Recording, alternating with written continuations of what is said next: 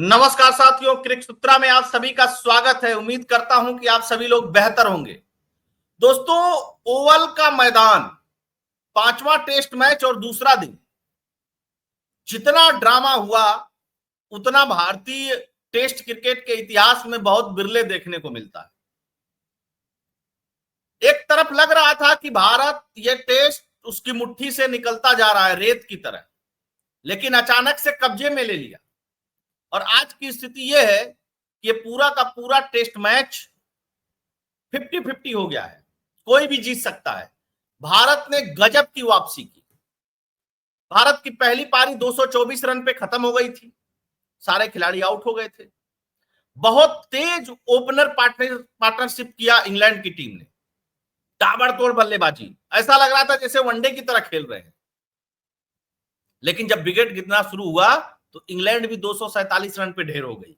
तो एक चीज तो तय हो गया कि इस पिच के बारे में जो कहा जा रहा था कि पिच जो है वो गड़बड़ है, ये बल्लेबाजों के लिए पिच नहीं है, ये गेंदबाजों के लिए पिच है, वो साबित हो गया इंग्लैंड की बल्लेबाजी से। क्योंकि पिछले विश्लेषण में मैंने कहा था कि जब तक इंग्लैंड बल्लेबाजी नहीं कर लेती है तब तक इस बात का निर्धारण नहीं किया जा सकता। खेल में तमाशा होना कोई बहुत बड़ी बात नहीं है, तमाशे होते रहते हैं, लेकिन ये तो गजब का तमाशा था। जो रूट से लेकर के कोई भी बल्लेबाज जिसने भी इस पिच पे आकर के टेस्ट की तरह खेलने की कोशिश की, कोई भी नहीं टिका, चाहे वो भारत का हो प्लेयर और चाहे वो इंग्लैंड का प्लेयर हो। जिसने वनडे बना करके इस टेस्ट मैच में खेला वो जरूर 40-50 रन का योगदान अपनी टीम में दे दिया है। तो थोड़ा सा स्कोर कार्ड देखेंगे। उससे पहले भारत की दूसरी पारी भी शुरू हो गई है। 75 रन बन चुके हैं, 2 विकेट गिर चुके हैं, भारत को 52 रन की लीड है। ये सारी चीजें आप लोगों को अमूमन पता ही होंगी। एक रिकॉर्ड और बना और 22 साल बाद यह रिकॉर्ड इंग्लैंड में टूटा है, भारतीय टीम ने तोड़ा है।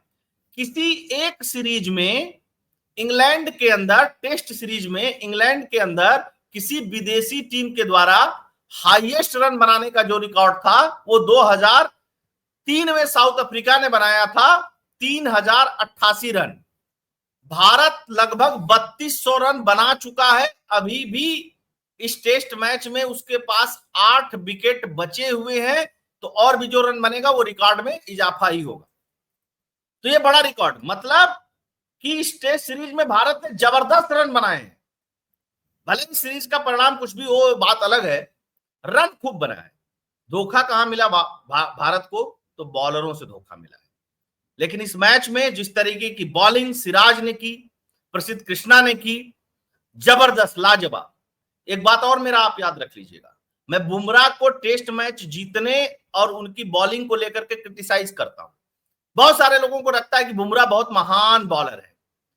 देखो भाई, टीम अगर आपके बॉलिंग से नहीं जीतती है तो आपका इंडिविजुअल रिकॉर्ड कितना अच्छा है बहुत मायने नहीं रखता। और बुमराह जब बॉलिंग करने आते हैं तो एक चीज और दिक्कत देखने को मिली है, भारत के और जो पेस बैटरी है और जो फास्ट बॉलर है उनकी परफॉर्मेंस पे असर पड़ता है।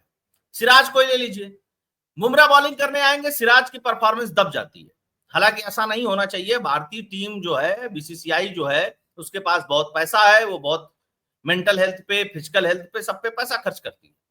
तो ऐसा नहीं होना चाहिए कि किसी बॉलर के दबाव में आना चाहिए। लेकिन स्वाभाविक है कि अगर आप बॉलिंग की बात करोगे तो सिर्फ यही कह दोगे कि बुमराह है टीम में, बुमराह ही सब करेंगे, बुमराह ये, बुमराह दिस, तो जाहिर सी बात है कि मनोबल पे दूसरे प्लेयर के असर पड़ता ही है। जब एक दौर था, नहीं भाई जो करेंगे सचिन ही करेंगे, तो बाकी खिलाड़ियों का परफॉर्मेंस दबता था और बाकी खिलाड़ी इससे नाराज ही रहते थे कि अगर टीम को जिताना है तो कंट्रीब्यूशन 11 के 11 खिलाड़ियों का होता है। कोई महान हो सकता है, कोई सी का ज्यादा हो सकता है, लेकिन ऐसा नहीं है कि अकेले किसी का हो सकता है। तो ये भी एक प्रॉब्लम है भारतीय टीम में चल रही है, जो मुझे बाहर से बैठ करके दिखाई देता है। हो सकता है कि अंदर ऐसी बात ना हो। तो आइए थोड़ा स्कोर कार्ड की बात करते हैं। रिकॉर्ड की बात तो कर ही लिए। ये देखिए, ये था, आप ऊपर से उठाइए। इनका पहला प्लेयर 57 गेंद पे 64 रन बना जाता है, एक 38 पे 43 बना जाता है, एक 44 पे 22 बनाता है, एक 45 पे 29 बनाता है, एक 64 पे 53 बनाता है। यानी कि जिन्होंने ठीक ठाक खेला, तेज खेला, वनडे की तरह खेला, वो रन बना गए। ठीक है। अब इसमें जो 3 अर्धशतक लगे हैं, ये सब देखिए दो तो 100 के ऊपर के स्ट्राइक रेट से खेले हैं, एक 82 के स्ट्राइक रेट से खेला। जिसका स्ट्राइक रेट कम हुआ, जो टेस्ट मैच की तरह खेलने की कोशिश किया, वो धराशायी हो गया। जैसे 22 गेंद पर स्मिथ बना करके 8 रन और 14 गेंद पर जैकब ने 6 रन बनाए, है ना, तो मजा नहीं आया। रूट भी 45 गेंद खेलकर 29 रन, हालांकि तेज खेलने की बाद में कोशिश की लेकिन आउट हो गए। खैर, अब आते हैं दूसरी तरफ। बॉलिंग में आप देख लीजिए, सिराज ने 4 विकेट लिया, प्रसिद्ध कृष्णा ने 4 विकेट लिया, 1 विकेट आकाशदीप को मिला। रविंद्र जडेजा से मात्र 2 ओवर की गेंदबाजी कराई गई। तो स्पिनर के लिए मुझे नहीं लगता इस पिच में बहुत कुछ है। आखिरी दिन हो सकता है कि आखिरी समय जब इंग्लैंड खेलने उतरे तो कुछ हो, मदद मिले, लेकिन फास्ट बॉलरों वाली पूरी की पूरी तरीके से पिच है, हरी पिच है, तेज गेंदबाजी सटीक लेंथ पे जो डालेगा तो इंग्लैंड की टीम ऐसा नहीं है कि उसको खेल पाएगी। मुश्किल होगा, बहुत मुश्किल होगा, जिस तरीके से गेंद डगमगा रही है इस पिच पे। अब इधर देखते हैं, अब भारत का भी देख लीजिए, 28 गेंद पर के राहुल ने 7 रन बनाए, 29 गेंद पर साई सुदर्शन ने 11 रन बनाए। मतलब ये लोग टेस्ट मैच की तरह खेल रहे थे तो रन ही नहीं बना। और वहीं 49 गेंद पर 51 रन यशस्वी जायसवाल ठोक करके अभी भी क्रीज पे जमा हुआ है। तो एक चीज भारतीय टीम समझ ले कि भाई जो आए मार लगाए, रोका राखी करोगे तो गेंद इधर उधर जाएगी और फिर विकेट चला जाएगा, कोई मतलब उसका निकल करके आएगा, है ना। क्योंकि आप मान करके चलिए कि इस पिच पे आपको 60-65 ओवर से अधिक खेलने को नहीं मिलेगा, चाहे वो इंग्लैंड की टीम आ जाए और चाहे भारत की टीम आ जाए। तो 60-65 ओवर का मैच आपको खेलना ही, उतने देर तक आप टिक ही सकते हैं। तो आप इसको टेस्ट मैच की तरह मत खेलिए, इसको वनडे की तरह खेलिए। और मुझे लगता है कि केएल राहुल के पास तो कैपेसिटी थी, केएल राहुल को तेज खेलना चाहिए था। अगर यशस्वी जायसवाल एक तरफ से तेज खेल रहे हैं तो आप भी तेज खेलते। और आपने पीछे देखा भी है कि जो जो तेज खेला है वो सक्सेस रहा है, जो स्लो खेला है उसके लिए समस्या उत्पन्न हुई है। तो मुझे लगता है कि ये स्ट्रेटजी में एक बदलाव होगा। भारतीय टीम निश्चित तौर पे गौतम गंभीर इस चीज को देख रहे होंगे, और भी जो कोचेज हैं और जो उनके टीम के जो टीम मैनेजमेंट है वहां पे गई हुई, उस चीज को देख रही होगी कि नहीं भाई यहाँ तेज खेलना पड़ेगा, अदरवाइज चारा नहीं है ना। गिल की पारी में एक और चीज समझ लीजिए, कप्तान शुभमन गिल ने सीरीज में 4था शतक लगाया है।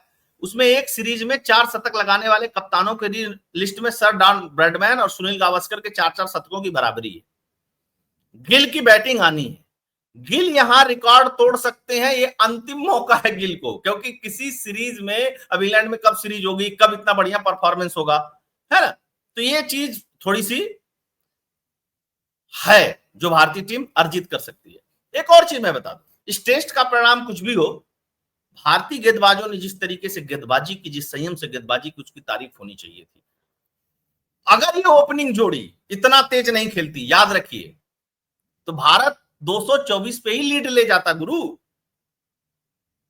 अगर वो ऊपर वाले बहुत तेज बल्लेबाजी नहीं करते तो, अगर वो टेस्ट मैच की तरह खेल देते तो काम इंग्लैंड का बहुत खराब था। बाकी देखिए आज मैच होगा, कैसा खेलते हैं। यशस्वी जायसवाल से उम्मीद है कि बढ़िया खेलें, शतक लगाएं। आकाशदीप आए हैं नाइट मायर के तौर पे, और मुझको लगता है कि आकाशदीप जितना भी कंट्रीब्यूशन कर जाएंगे, 10 रन, 15 रन, 20 रन, वो समझ लीजिए कि बोनस रहेगा भारतीय टीम के लिए। नीचे आने वाले प्लेयरों के लिए, गेंद कैसे पड़ रही है उसके लिए बहुत बेहतर रहेगा, बहुत अच्छा रहेगा। आप सभी लोग जुड़े, बहुत बहुत धन्यवाद। चैनल को सब्सक्राइब करिएगा, सब्सक्राइब करवाइएगा भी, और वीडियो को शेयर कर दीजिएगा। जय हिंद।